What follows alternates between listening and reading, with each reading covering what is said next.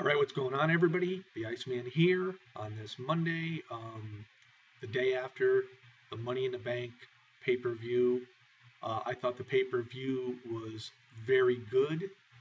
I thought it had some great matches on the pay-per-view, especially two were really good, and there was a third one and a fourth one that I thought, would have been the top four.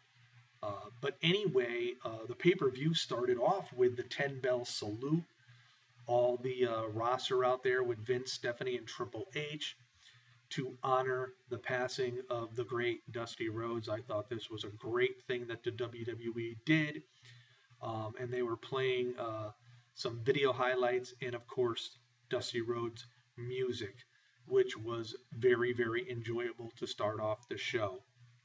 I will say in the pre-show, we had King Barrett go up against R-Truth.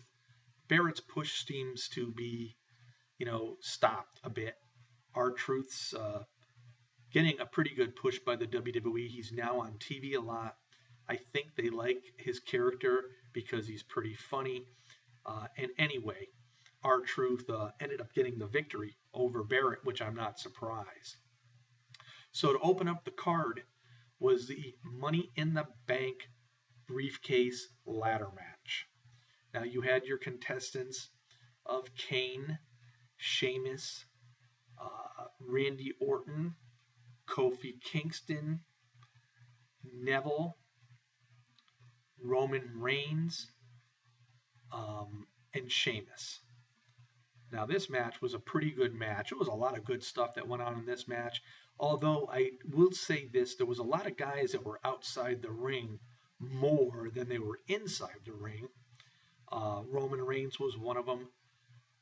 It seemed like Randy Orton didn't do a hell of a lot except for RKO and a bunch of people. We didn't see a lot of Kane. It was a lot of Sheamus for the most part. And Neville made a good showing in this pay-per-view. But anyway, it came down to finally where, the New Day came out to try to help Kofi Kingston, but it wasn't to be. Roman Reigns sort of destroyed Kofi on the ladder. And it got to the point Roman Reigns was ready to win the ladder match. He was at the top, grabbing at the briefcase. The lights went out. Lo and behold, there's Bray Wyatt. Screws Roman Reigns over. Sheamus goes up the ladder, gets the briefcase, and he now awaits when he wants to cash in. And with the Bray Wyatt situation, it now sets up a feud for he and Roman Reigns, for Roman Reigns' next contestant to challenge. Not a bad match. Then we saw Nikki Bella, the Divas Champion, go up against Paige, the challenger. Brie was not there to be seen at that particular point in time. Pretty good Divas match. Gave it a lot of time. I really enjoyed this match.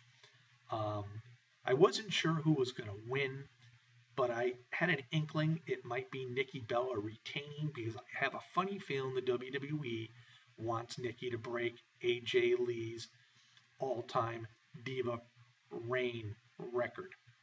Well, it got down to the point where Paige threw Nikki outside the ring. When Nikki was outside, Brie comes crawling out.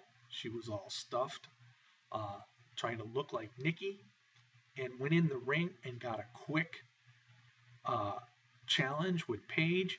But no sooner than that, Paige got the pin on her. Paige becomes the new Divas Champion. And then Brie decides to pull out all the stuffing. The referee realizes it was not Nikki. Nikki comes from behind, ends up getting Paige in her finisher, and retains the WWE Divas title. But it wasn't that bad of a match, and they gave it a lot of time.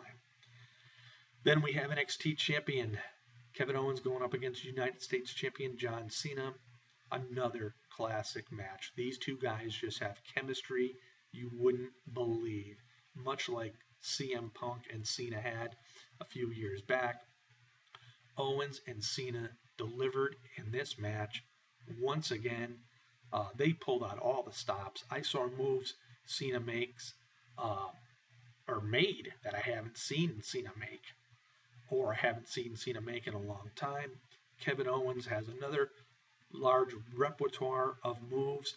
These guys battled back and forth, near pinfalls all over the place. And finally, John Cena ended up getting the pin on Kevin Owens. After match, he reached out to shake his hand. Kevin Owens went to shake, kicked Cena between the legs, then proceeded to beat down on Cena, ended up powerbombing Cena into the ring apron. Cena needed help by the officials, leaving the ring with a smiling Kevin Owens watching. Great, great match. It really, really was. Intercontinental title, Ryback going up against the Big Show. A match that I didn't think was going to be all that good. But anyhow, Miz was at the announce table. This match didn't go on for too long before Miz interfered. There was a disqualification. Ryback retains. And then we have the tag team title match. The New Day, the tag team champions, going up against Titus O'Neil and Darren Young, the Primetime Players. This is a match in which I thought Primetime really had an opportunity to win. I picked them. Not a bad match. Didn't really get a real lot of time out of it. But all in all, when it was all said and done, the team I predicted won. We have new tag team champions, Primetime Players. I loved it. Then the main event. Dean Ambrose going up against the champion Seth Rollins for the WWE World Heavyweight title. Another superb match. A very long match, a brutal match. I think Rollins and Ambrose kicked the hell out of each other. There was a ladder set up on the ring apron and on the announce table where Ambrose tossed Rollins onto, collapsed the ladder. Rollins was beating down Ambrose's leg with a chair. He had the figure 4 on Ambrose around the ring post. They just went at each other. I mean, like cats and dogs. A superb match overall. Very violent and vicious. And it wasn't until the very end they both climbed up the ladder. They both had their hands on the WWE World Heavyweight Championship belt. It was unclipped. And they both fell off the ladder, both clinging to that belt. But when the impact hit, Dean Ambrose let go of the belt. Seth Rollins retains the WWE World Heavyweight title with a very, very happy Triple H walking down the ramp. I saw a lot of mixed reviews on this pay-per-view. A lot of people didn't like it. But, I don't know what people expect. I thought the show was good. They had like 4 matches that were pretty darn good in my eyes. And I give it an 8 out of 10. I think the WWE did a great job in this pay-per-view. And also I think they did a great job with their tribute to Dusty Rhodes. So anyhow, this is my review on this Money in the Bank pay-per-view from 2015. Hopefully you all enjoyed it as much as I did. You all have yourself a great day, everybody.